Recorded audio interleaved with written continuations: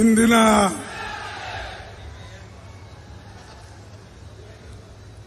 ಈ ಕಾಂಗ್ರೆಸ್ ಪಕ್ಷದ ಸಭೆಯಲ್ಲಿ ಉಪಸ್ಥಿತರಿದ್ದಂಥ ಡಿ.ಕೆ. ಶಿವಕುಮಾರ್ ಅವರೇ, ಕಾಂಗ್ರೆಸ್ ಪಾರ್ಟಿ ಅಧ್ಯಕ್ಷರು ಮತ್ತು ನಮ್ಮ ಉಪಮುಖ್ಯಮಂತ್ರಿಗಳು ಈ ಒಂದು ಕಾರ್ಯಕ್ರಮವನ್ನು ಇಲ್ಲಿ ಯೋಜನೆ ಮಾಡಿದ್ದಾರೆ. ಶ್ರೀಮಾನ್ ರಣದೀಪ್ ಸಿಂಗ್ ಸುರ್ಜೇವಾಲಾಜಿ ನಮ್ಮ ಪಕ್ಷದ ಎಐಸಿಸಿ ಜನರಲ್ ಸೆಕ್ರೆಟರಿ ಅವರು, ಶರಣ್ ಪ್ರಕಾಶ್ ಪಾಟೀಲ್ ಅವರು, ಆಮೇಲೆ ಹಿರಿಯರಾದ ಲಕ್ಷ್ಮಣ್ ಸೌದಿ ಅವರೇ,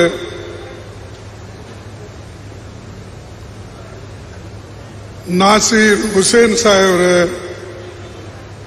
ಮೊನ್ನೆ ರಾಜ್ಯಸಭಾಕ್ಕೆ ಎಲೆಕ್ಟ್ ಆಗಿ ಬಂದಂತ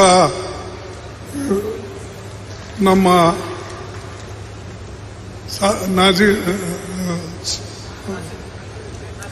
ನಾಸೀರ್ ಹುಸೇನ್ ಸಾಹೇಬರು, ಅದು ಬಹುಶಃ ಅವರು ಎಲೆಕ್ಟ್ ಆಗಿ ಬಂದ ಮೇಲೆ ಮೊದಲನೇ ಸಲ ಇಲ್ಲಿ ಬಂದಾರೆ. ಇದು ಎರಡನೇ ಸಲ ಅವರು ಎಲೆಕ್ಟ್ ಆಗೋದು. ನಮ್ಮ ಹೈದರಾಬಾದ್ ಕರ್ನಾಟಕ ಭಾಗದಿಂದ ಇದು ಒಂದು ಹೆಮ್ಮೆ ವಿಷಯ.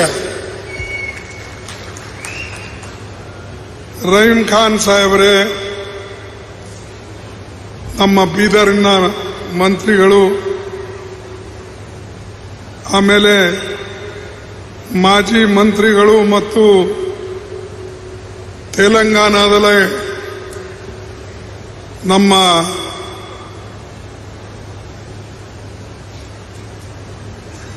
ಮುಖ್ಯಮಂತ್ರಿಗಳಾದ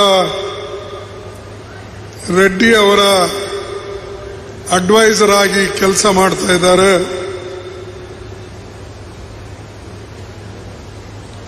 ಆಮೇಲೆ ಹಿರಿಯರಾದ ಶ್ರೀ ನಮ್ಮ ಎಂ.ವೈ. ಪಾಟೀಲ್ ರೇ, ಎಚ್.ಎಂ. ರೇವಣ್ಣವರೇ, ತಿಪ್ಪಣ್ಣ ಕಮಕ್ನೂರ್ ಅವರೇ, ಚೆನ್ನಾರೆಡ್ಡಿ ಅವರೇ, ಬಾಬುರಾವ್ ಚಿಂಚನ್ಸೂರ್ ಅವರೇ, ಆಮೇಲೆ ಬೆಳಂಗಿ ಅವರೇ, ಅಭಿಷೇಕ್ ದತ್ ಅವರೇ, ಶರಣಬಸಪ್ಪ ದರ್ಶನಾಪುರ್ ಅವರೇ, ಬಿ.ಆರ್. ಪಾಟೀಲ್ ರೇ, ಕನಿಷ್ಕಾ ಫಾತಿಮಾಜಿ ಅವರೇ, ರಾಜಶೇಖರ್ ಪಾಟೀಲ್ ರೇ, ಬಾಗನಗೌಡ್ರೆ, ಯು.ಬಿ. ವೆಂಕಟೇಶ್ ಅವರೇ, ವಸಂತ್ ಕುಮಾರ್ ಅವರೇ, ಚಂದ್ರಶೇಖರ್ ಅವರೇ, ಜಗದೇವ್ ಗುತ್ತೇದಾರ್ ರೇ, ಶಿವಕುಮಾರ್ ರೇ, ಬಸರೆಡ್ಡಿ ಯಾದಗಿರ್ ಅವರೇ, ಚಂದ್ರಿಕಾ ಪರಮೇಶ್ವರ್ ಅವರೇ, ವಿಜಯ್ ಮುಳುಗುಂದ್ ಅವರೇ, ಆಮೇಲೆ ನಮ್ಮ ರಾಯಚೂರಿಂದ ಬಂದಂತ ಶಾಸಕ ಮಿತ್ರಗಳು ಮತ್ತು ಬೇರೆ ಕಡೆಯಿಂದ ಬಂದಂತ ಎಲ್ಲ ನಾಯಕರು, ಅವರೆಲ್ಲರಿಗೆ ನಾನು ನನ್ನ ವಂದನೆಗಳನ್ನು ಸಲ್ಲಿಸ್ತಾ ಮತ್ತು ವೇದಿಕೆ ಮೇಲೆ ಕುಳಿತಂತ ಎಲ್ಲ ಮುಖಂಡರಿಗೂ ಕೂಡ ನಾನು ಅಭಿನಂದಿಸಿ, ಇಂಥ ಕೆಟ್ಟ ಬಿಸಿಲಲ್ಲಿ ಸಾವಿರಾರು ಜನ ಇಲ್ಲಿ ನೀವು ಮುಂಜಾನೆ 10-10:30 ಕೂತಿದ್ರಿ. ಅದಕ್ಕೆ ನಿಮ್ಮ ತಾಳ್ಮೆ, ನೀವು ತೆಗೆದುಕೊಂಡಂತ ಈ ಈ ಒಂದು ಕಷ್ಟದ ನಿರ್ಧಾರ ಇಲ್ಲಿ ಬರಬೇಕು, 4 ಮಾತು ಕೇಳಬೇಕು ಅಂತೇನು ಬಂದಿದ್ರಿ, ನಿಮ್ಮೆಲ್ಲರಿಗೂ ಕೂಡ ನನ್ನ ಹೃತ್ಪೂರ್ವಕವಾದಂತಹ ನಮಸ್ಕಾರಗಳು. ಅದೇ ದೃಷ್ಟಿಯಿಂದ ಮಾಧ್ಯಮದ ಮಿತ್ರರು ಮತ್ತು ಅನೇಕ ನಮ್ಮ ಹಿರಿಯ ಮುಖಂಡರು ಕೂಡ ಇಲ್ಲಿ ಬಂದಿದ್ದಾರೆ. ಜೊತೆಯಲ್ಲಿ ಹೊಸದಾಗಿ ನಮ್ಮ ಸುರ್ಜಿವಾಲಾ ಅವರು ನೇಮಕಗೊಂಡಂತ ಕೆಲವು ಪದಾಧಿಕಾರಿಗಳು ಕೂಡ ಇಲ್ಲಿ ಬಂದಿದ್ದಾರೆ. ಹೀಗೆ ಅನೇಕ ಜನ ಇವತ್ತು ಇಲ್ಲಿ ಈ ವೇದಿಕೆ ಮೇಲೆ ಇದ್ದಾರೆ, ಕೆಳಗಡೆನೂ ಕೂಡ ಇದ್ದಾರೆ. ಇದು ನಮ್ಮ ಕಾಂಗ್ರೆಸ್ ಪಕ್ಷದ ವತಿಯಿಂದ ನಡೆದಂತ ಒಂದು ಕಾರ್ಯಕ್ರಮ. ಈ ಕಾರ್ಯಕ್ರಮದಲ್ಲಿ ಬಹಳ ಜನರಿಗೆ ಒಂದು ಕುತೂಹಲ ಇರ್ತದೆ,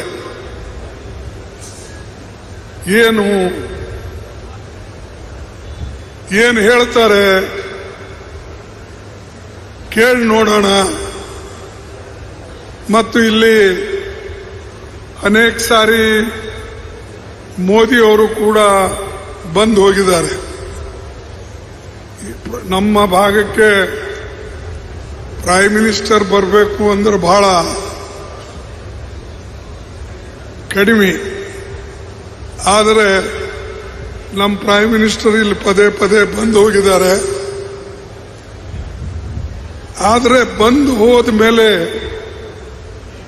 ಈ ಭಾಗಕ್ಕೆ ಏನು ಕೊಟ್ಟಿದ್ದಾರೆ ಅನ್ನೋದು ಬಹಳ ಮಹತ್ವ. ಬಂದ್ರು ಹೋದ್ರು, ಬಿಜೆಪಿ ಸರ್ಕಾರ 10 ವರ್ಷ ಕೆಲಸ ಮಾಡ್ತಾ ಇದೆ. ಆದ್ರೆ 10 ವರ್ಷದಲ್ಲಿ ನಮಗ್ ಸಿಕ್ಕಿದ್ದೇನು, ನಮ್ಮ ಭಾಗಕ್ಕೆ ಕೊಟ್ಟಿದ್ದೇನು, ನಮ್ಮ ಆರ್ಟಿಕಲ್ 371J ನಾವು ಮಾಡಿದ ಮೇಲೆ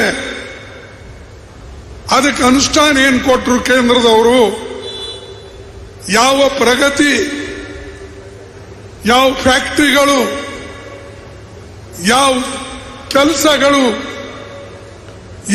ಇನ್ಫ್ರಾಸ್ಟ್ರಕ್ಚರ್ ಈ ಭಾಗಕ್ಕೆ ಕೊಟ್ಟಿದ್ದಾರೆ ಅಂತಕ್ಕಂಥದ್ದು ತೋರಿಸ್ಬೇಕು. ನಮ್ಮ ಮಾಮೂಲಿಯಾಗಿ ನಡೆದಂತ ಕೆಲಸನೂ ಅವರು ಸ್ಟಾಪ್ ಮಾಡಿದ್ರು. ನಮ್ಮ ಬೋಗಿ ಫ್ಯಾಕ್ಟರಿ ನಿಂತೋಯ್ತು, ಅಲ್ಲೇ 200-300 ಜನ ಕೆಲಸ ಮಾಡ್ತಾರೆ. ನಾನಲ್ಲಿ ಕನಿಷ್ಠ ಅಂದ್ರೆ 2,000 ಜನರಿಗೆ ಕೆಲಸ ಕೊಡಬೇಕು ಅಂತ ಅದು ಪ್ರಾರಂಭ ಮಾಡಿತ್ತು ಯಾದಗಿರಿದಲ್ಲಿ.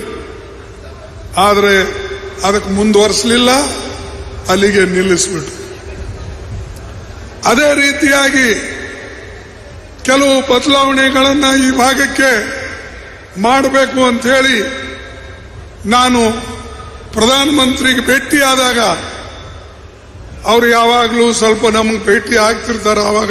ಯಾಕಂದ್ರೆ ಫಂಕ್ಷನ್ಸ್ಗಳಿರ್ತವೆ, ಆ ಫಂಕ್ಷನ್ಸ್ಗಳಲ್ಲಿ ನಾನು ಭೇಟಿಯಾದಾಗ ಕೇಳೋದು ಬಿಡಲ್ಲ. ನಾನು ಅವ್ರಿಗೆ ಕೇಳಿದೆ, ಗುಲ್ಬರ್ಗಾದಲ್ಲಿ ದೊಡ್ಡದು ESI ಹಾಸ್ಪಿಟಲ್ ಇದೆ, ಕೂಲಿಕಾರರಿಗಿದೆ, ಬಡವರಿಗಿದೆ. ಯಾರು ತನ್ನ ESI ಫಂಡ್ ಕೊಟ್ಟು ಅದರ ಆಧಾರದ ಮೇಲೆ ಇವತ್ತು ದೊಡ್ಡ ಸಂಸ್ಥೆ ನಿಂತಿದೆ. ಅದಕ್ಕೆ ನಾನು ಹೇಳಿದೆ, ದಿಲ್ಲಿ ಹಾಗೆ ಒಂದು ಏಮ್ಸ್ ಮಾಡಿ, ಬೇರೆ ಸ್ಟೇಟ್ಗಳಲ್ಲಿ ನೀವು ಏಮ್ಸ್ ಮಾಡ್ತಾ ಇದ್ದೀರಿ, ಇಲ್ಲಿ ನಾವು ಜಮೀನು ಕೊಟ್ಟಿವು, ನಮ್ಮದೇ ESI ದುಡ್ಡು ಕೊಟ್ಟು ಅಂತ ದೊಡ್ಡ ಸಂಸ್ಥೆ ಕಟ್ಟಿದ್ದೇವೆ, ಅದನ್ನ ಮಾಡಿಕೊಡಿ ಅಂತ ಕೇಳಿದ್ರೆ ಅದು ಮಾಡಿಲ್ಲ. ಬಿಲ್ಡಿಂಗ್ ಇದೆ, ಜಮೀನ್ ನಮ್ದಿದೆ, ಅಥವಾ ಯಾರು ಕಿವಿ ತುಂಬಿದಾರೋ ಗೊತ್ತಿಲ್ಲ, ಒಂದು ಕೆಲಸ ಕರ್ನಾಟಕ ಮಾಡಿಲ್ಲ, ಒಂದು ಕೆಲಸ ಹೈದರಾಬಾದ್ ಕರ್ನಾಟಕ, ಕಲ್ಯಾಣ ಕರ್ನಾಟಕ ಮಾಡಿಲ್ಲ. ನಾನು ಚಾಲೆಂಜ್ ಕೊಡ್ತೀನಿ, ನಾನು 5 ವರ್ಷ ಮಂತ್ರಿ ಇದ್ದೆ. ನಾನು ಏನು ಈ ಭಾಗಕ್ಕೆ ಕರ್ನಾಟಕ ಮಾಡಿದ್ದೇನೆ, ಅದ್ರದ್ದು ಒಂದು 10 ಪೈಸಾ ಆದರೂ ಮಾಡಿದ್ರೆ ನಾನು ಅವ್ರಿಗೆ ಶಬಾಷ್ಗಿರಿ ಕೊಡ್ತೇನೆ. ಬಂದು ಹೋಗಿ ಎಲ್ಲ ಕಡೆ ಹೇಳೋದು ये मोदी की गारंटी, अरे हमारी गारंटी, कर्नाटक की गारंटी, हमने तो 5 गारंटी बोले, 5 गारंटी दिए. ನಾವು 5 ಗ್ಯಾರಂಟಿ ಹೇಳಿದ್ದೇವಲ್ಲ, 5 ಗ್ಯಾರಂಟಿ ಹೇಳಿದ್ದನ್ನ ನಾವು ನಿಭಾಯಿಸ್ತೇವೆ. ನಮ್ಮ ಸರ್ಕಾರ ಕೊಟ್ಟು ಈಗಾಗಲೇ ನಮ್ಮ ಶಿವಕುಮಾರ್ ಅವರು ಹೇಳಿದ್ರು, ನಾನು ಎಲೆಕ್ಷನ್ದಾಗ ಹೇಳಿದ್ದೆ, ಸೊ ನಮ್ಮ ಗ್ಯಾರಂಟಿಗಳು ಹೆಣ್ಣು ಮಕ್ಕಳಿಗೆ ಒಂದು ಶಕ್ತಿ ಕೊಡ್ತಕ್ಕಂಥ ಗ್ಯಾರಂಟಿ, ಅದೇ ರೀತಿಯಾಗಿ ಬೇರೆ ರೈತರಿಗೆ ಕೊಡ್ತಕ್ಕಂಥ ಗ್ಯಾರಂಟಿ, ಪ್ರತಿ ಒಂದು ಗ್ಯಾರಂಟಿಯನ್ನ ಒಂದು ಆಗಿ ನಾವು ನಿಭಾಯಿಸಿದ್ದೇವೆ. ಇವತ್ತು ನಮ್ಮ ಸರ್ಕಾರ ಅದನ್ನ ಜನರಿಗೆ ತಲುಪಿಸ್ತಾ ಇದೆ, ಮುಟ್ತಾ ಇದೆ. ನಿಮ್ದು ಯಾವ ಗ್ಯಾರಂಟಿ? ಮೋದಿ ಗ್ಯಾರಂಟಿ ಈಗ ಹೇಳ್ತಾ ಇದ್ರಿ, ಅದು ನಮ್ಮ ಗ್ಯಾರಂಟಿ ನೋಡಿ ಮೋದಿ ಅವರು ಹೇಳ್ತಾ ಇದ್ದಾರೆ, ನಮ್ ಕಾಪಿ ಮಾಡ್ತಾ ಇದ್ದಾರೆ. ನಾವು ಹೇಳಿದ ಮೇಲೆ ತೆಲಂಗಾಣ ಗ್ಯಾರಂಟಿ ನಾವು ಮಾಡ್ತೇವೆ, ತೆಲಂಗಾಣ 6 ಗ್ಯಾರಂಟಿ ಅದು ನಾವು ಇಂಪ್ಲಿಮೆಂಟ್ ಮಾಡ್ತಾ ಇದ್ದೇವೆ. ಅದೇ ರೀತಿಯಾಗಿ ನಾನು ಹಿಮಾಚಲ್ನಲ್ಲಿ ಹೇಳಿದ್ದೆ 5 ಗ್ಯಾರಂಟಿ, ಆ 5 ಗ್ಯಾರಂಟಿನೂ ನಾವು ನಡೆದಿದೆ. ನಿಮ್ಮ ಗ್ಯಾರಂಟಿ ಎಲ್ಲಿದೆ ನನಗೆ ತಿಳಿಸಿ. ನೀವು ಕೇಳಬೇಕು ಅವ್ರ ಜನರಿಗೆ, ಅಪ್ಪ ನೀನು 10 ವರ್ಷ ಒಳಗೆ ಪ್ರತಿ ವರ್ಷ 2 ಕೋಟಿ ನೌಕರಿ ಕೊಡ್ತೀನಿ ಅಂತ ಹೇಳಿದ್ದೀಯ.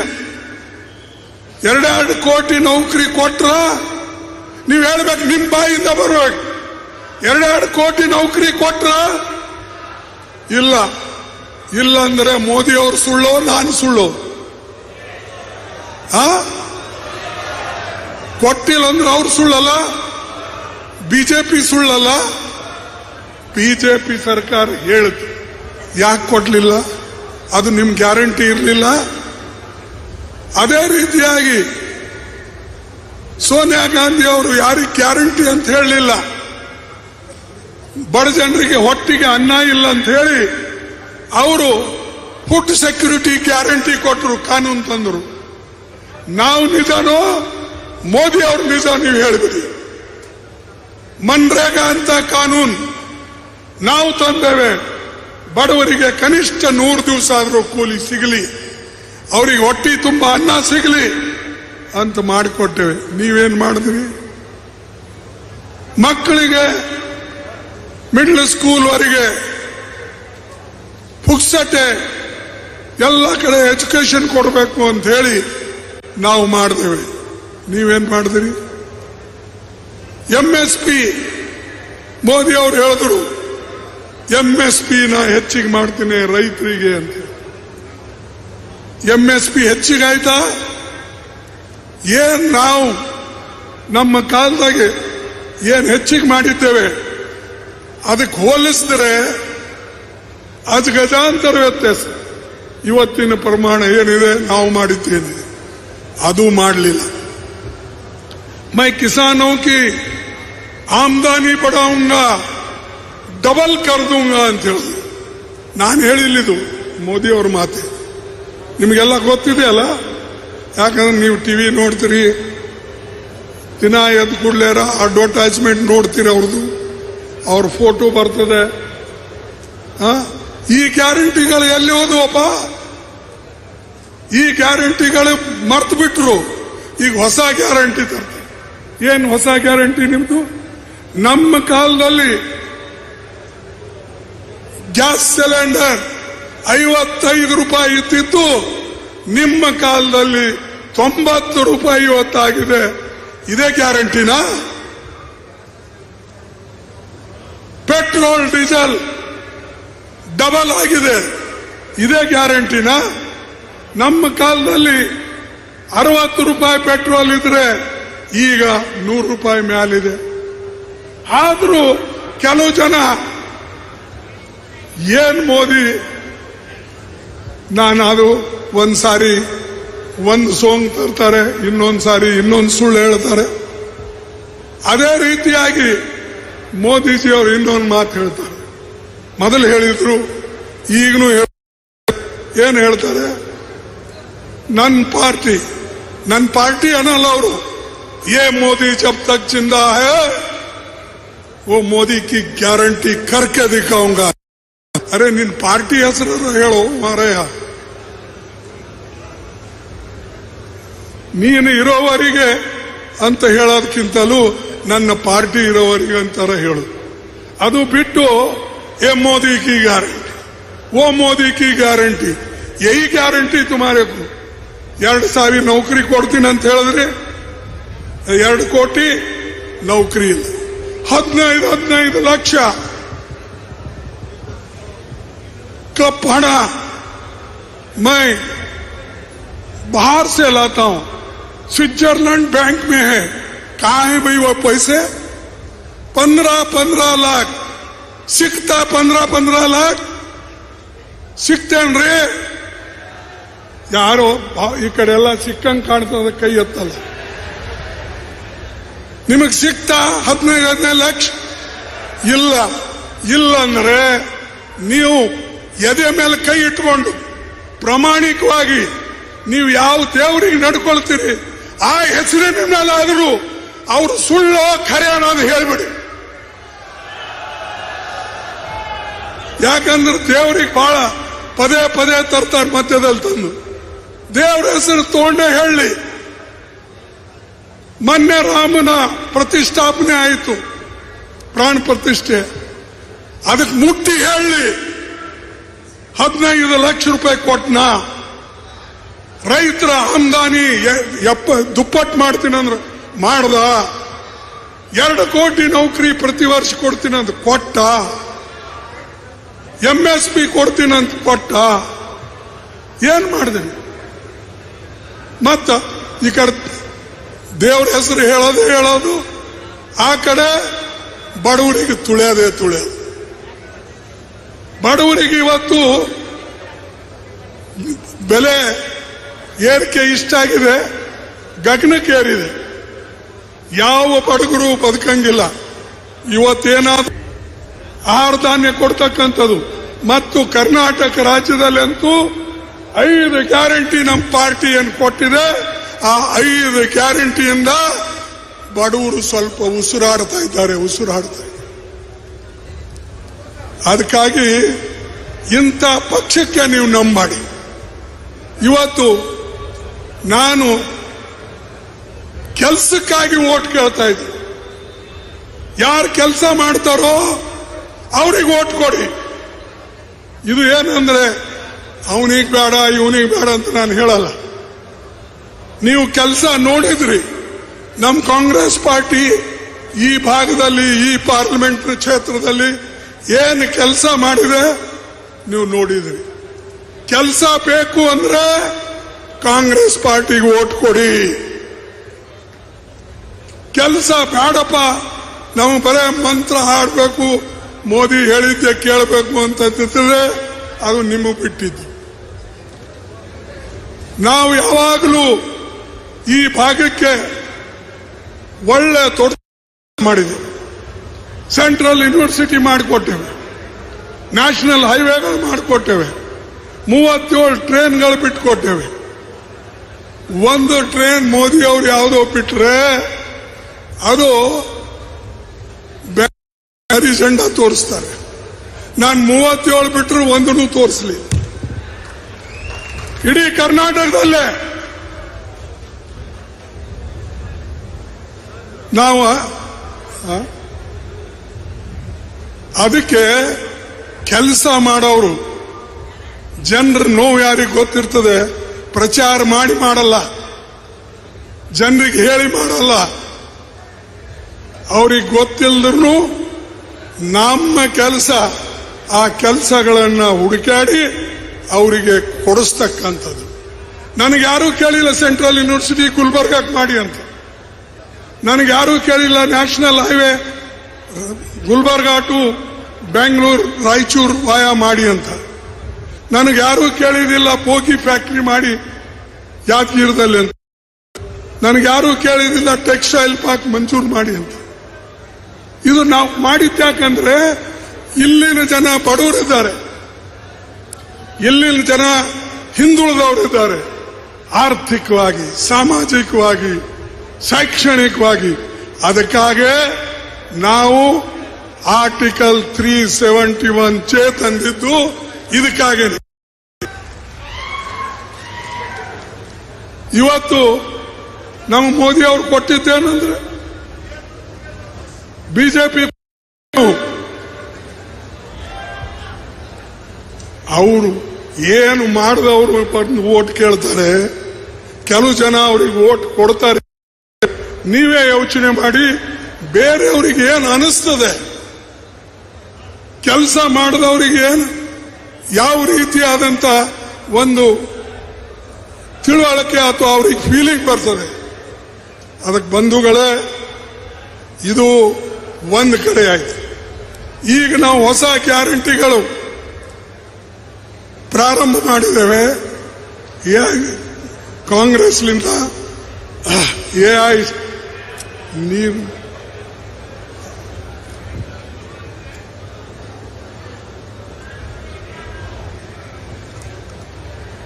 ನಮ್ಮ ಸರ್ಕಾರ ಮತ್ತು ಅಲೈನ್ಸ್ ಪಾರ್ಟ್ನರ್ ಇಂಡಿಯಾ ಅಲೈನ್ಸ್ ಅವರು ಅಧಿಕಾರಕ್ಕೆ ಬಂದ್ರೆ ನೀವೆಲ್ಲ ಆಶೀರ್ವಾದ ಮಾಡ್ರಿ. ಎಲ್ಲ ಕಡೆ ಇವತ್ತು ಅಂಡರ್ ಗ್ರೌಂಡ್ ಇದೆ, ಒಳ ಕರೆಂಟ್ ಇದೆ, ಬಹಿರಂಗ ಇಲ್ಲ. ಆದ್ರೆ ಇಷ್ಟೊಂದು ಮೋದಿ ಅವರು ಅಡ್ಡಾಡ್ತಾರಲ್ಲ, ಯಾಕೆ ಅಡ್ಡಾಡ್ತಾ ಇದ್ದಾರೆ? ಎಲ್ಲ ಕಡೆ ಅಂಡರ್ ಕರೆಂಟ್ ಇಂಡಿಯಾ ಅಲೈನ್ಸ್ ಇದೆ.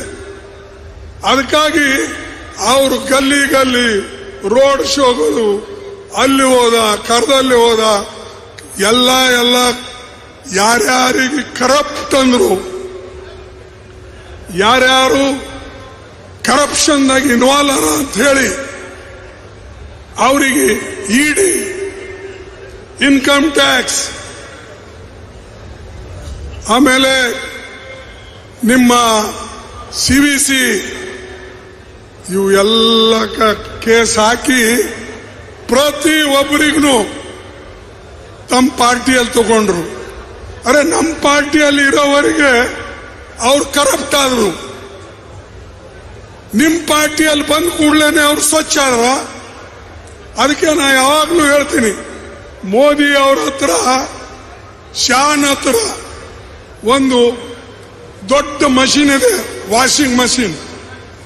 ಅದು ಎಂತ ದೊಡ್ಡದಿದೆ ಅಂದ್ರೆ ಬರೀ ಪಟ್ಟಿ ಹಾಕೋದಿಲ್ಲ, ಮನುಷ್ಯರಿಗೆ ಹಾಕಿ ಕ್ಲೀನ್ ಮಾಡ್ತದೆ. ಹೊರತು ಕ್ಲೀನ್ ಮಾಡಿ ಇವ ಬಿಜೆಪಿದಾಗ ಬಂದ, ಇವ ಕ್ಲೀನ್ ಆದ. ಅರೆ, ಅವ ಕರಪ್ಟನ ಅಂತ ಹೇಳಿ ನೀವೇ ಜೈಲಿಗೆ ಹಾಕಿರಿ, ನೀವೇ ಅವನ ಮ್ಯಾಗ ಕೇಸ್ ಹಾಕಿರಿ. ಈಗ ನಿಂಬಲ್ಲಿ ಬಂದು ಹೆಂಗೆ ಒಳ್ಳೆವಾದ? ಮತ್ತೆ ಅವ್ರು ಹೇಳೋದೇನು, हमने भ्रष्ट लोगों को नहीं छोड़ेंगे. अरे बाबा, छोड़ेंगे नहीं, ये मुंह से बोल तो तुम्हारे में बगल में लेके बैठे ना, उन करप्ट लोगों को बगल में लेके बैठे, उन करप्ट लोगों को लेकर आप हुकूमत कर रहे हो, हर जगह तोड़फोड़ कर रहे हो. कर्नाटक में तोड़फोड़ करे, ಅದೇ ರೀತಿಯಾಗಿ ನೀವು ಮಹಾರಾಷ್ಟ್ರದಾಗ ಮಾಡಿದ್ರಿ, ಅದೇ ರೀತಿಯಾಗಿ ನೀವು ಗೋವಾದಲ್ಲಿ ಮಾಡಿದ್ರಿ, ಮಧ್ಯಪ್ರದೇಶದಲ್ಲಿ ಮಾಡಿದ್ರಿ. ಎಲ್ಲ ಕಡೆ ತೋಡೋ ಫೋಡೋ ಸರ್ಕಾರ ಬನಾವ್. ಇದು ಮೋದಿ ಮತ್ತು ಶಾ ಅವರ ಡೆಮಾಕ್ರೆಟಿಕ್ ಪ್ರಿನ್ಸಿಪಲ್. ಇವರು ಪ್ರಜಾಪ್ರಭುತ್ವ ಉಳಿಸೋರು, ಸಂವಿಧಾನ ಪ್ರಕಾರ ನಡೆಯೋರು.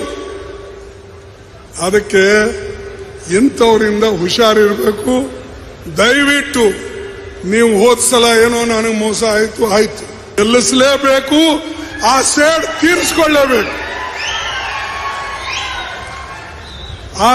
ತೀರಿಸ್ಕೊಳ್ಳೇಬೇಕು, ಆವಾಗ ಬರ್ತದೆ.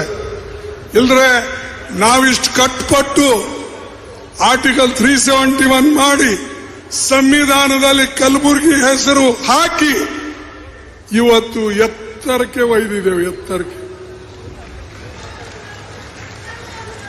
ಕಲ್ಯಾಣ ಕರ್ನಾಟಕ ಎಲ್ಲ ಜಿಲ್ಲೆ ಹೆಸರು ಈ ದೇಶದ ಬಾಬಾ ಸಾಹೇಬ್ ಅಂಬೇಡ್ಕರ್ ಅವರು ಬರೆದಂತ ಸಂವಿಧಾನದಲ್ಲಿ ಸೇರಿಸಿದ್ರು. ಇದಕ್ಕಿಂತಲೂ ಹೆಚ್ಚಿಂದೇನ್ ಬೇಕ್ರಿ? ಯಾರೋ ಒಂದ್ ಸಣ್ಣ ಕೆಲಸ ಮಾಡಿದ್ರೆ ನೆನೆಸ್ತಾರೆ ಜನ, ಯಾರೋ ಒಂದ್ ಸಣ್ಣ ಮನೆ ಕಟ್ಟಿಸ್ಕೊಟ್ರೆ ನೆನೆಸ್ತಾರೆ, ಯಾರೋ ಒಬ್ಬ ತೊಂದರೆಯಲ್ಲಿದ್ರೆ ಸಾಲ ಕೊಟ್ಟರೆ ನೆನೆಸ್ತಾರೆ. ಇಡೀ 7 ಜಿಲ್ಲೆಗೆ ನಾವು ಏನು ಅವ್ರು ಕೇಳಿದ್ರು ಅದು ಕೊಟ್ಟೇವೆ. ಶಿಕ್ಷಣದಲ್ಲಿ, ಡೆವಲಪ್ಮೆಂಟ್ನಲ್ಲಿ, ನೌಕರಿಯಲ್ಲಿ ಇದು ಎಲ್ಲನೂ ಮಾಡಿಕೊಟ್ಟೇವೆ. ಅದಕ್ಕೆ ತಾವು ಮರಿಬಾರದು. ಮತ್ತು ಇಂಥ ಕೆಲಸ ಬೇರೆ ಯಾವುದೇ ಒಂದು ಸ್ಟೇಟ್ನಲ್ಲಿ ಈ ಒಂದು 20 ವರ್ಷದಲ್ಲಿ ಆಗಿದೆ ಅಂದ್ರೆ ಹೇಳಿದ್ದು ನಾನು ಕೇಳ್ತೀನಿ. 20 ವರ್ಷ 25 ವರ್ಷ ಒಳಗೆ ಯಾವುದಾದ್ರೂ ಕೆಲಸ ಆಗಿದ್ರೆ ಅದು ಕಲ್ಯಾಣ ಕರ್ನಾಟಕ ಕಲಬುರಗಿಯಲ್ಲಿ ಮಾಡಿದಂತ ಕೆಲಸ. ಅದಕ್ಕಾಗಿ ಇದು ಅಲ್ಲೇ ನಮ್ಮ ಸರ್ಕಾರ ಬಂದ ಮೇಲೆ ಈಗಾಗಲೇ ನಾನು ಹೇಳಿದೆ, ಒಂದು ಈ ನಮ್ಮ 1 ಲಕ್ಷ ವೇತನ ಪ್ರತಿಯೊಬ್ಬ ವಿದ್ಯಾವಂತ ಯುವಕನಿಗೆ ಕೊಡ್ತಕ್ಕಂಥದ್ದು ನಾವು ಮಾಡ್ತಾ ಇದ್ದೇವೆ. ಅಂದ್ರೆ ಇದು ನಾಳೆ ಯಾರು ಟೀಕೆ ಮಾಡಲಿಕ್ಕೆ ಹೋಗ್ಬಾರ್ದು. ನಾವು ಬಹಳ ಕೇರ್ಫುಲಿ ಹೇಳಿದ್ದೇವೆ. 1 ಲಕ್ಷ ಅಪ್ರೆಂಟಿಸ್ ಕೋರ್ಸ್ ಯಾವುದೇ ಇಂಡಸ್ಟ್ರಿಯಲ್ಲಿ ಮಾಡಿ ಅವರಿಗೆ ಬಂದ್ರು ಹೋದ್ರು. ಬಿಜೆಪಿ ಸರ್ಕಾರ 10 ವರ್ಷ ಕೆಲಸ ಮಾಡ್ತಾ ಇದೆ, ಆದ್ರೆ 10 ವರ್ಷ